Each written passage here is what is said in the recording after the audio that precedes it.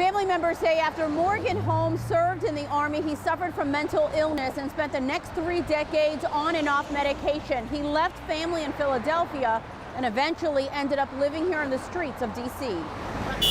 On a busy stretch of New York Avenue, a moment of quiet prayer. Help us to hear the words of our faith. And a bright bouquet of flowers placed among the ashes. A time to be born, a time to die. Police say 54-year-old Morgan Holmes lost his life in this very spot. Stabbed, shot, his tent then set ablaze in a brutal attack earlier this month. If there is any example of what Washington, D.C. government officials think of homeless, marginalized, and houseless people, it's the fact that they did not have the dignity and integrity to clean this sidewalk up. But Reverends Robert Shank, Patrick Mahoney, and Hope Christensen are honoring his life. Morgan was an honor student in Philadelphia, a star athlete. Reverend Mahoney says family members then describe a decades-long downward spiral that landed their loved one on the streets.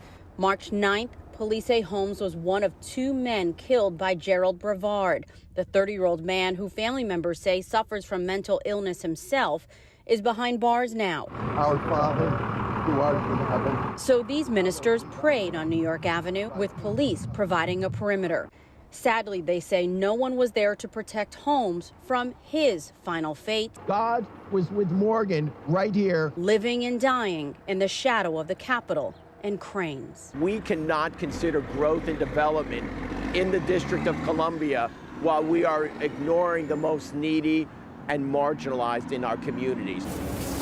And with their suits and robes on, the ministers swept up the ashes, transforming this place into a memorial site for a life not forgotten and a lesson for all to remember. The suspect's still behind bars. He'll be back in court Friday. In Northeast, Delia Gonzalez, WUSA 9.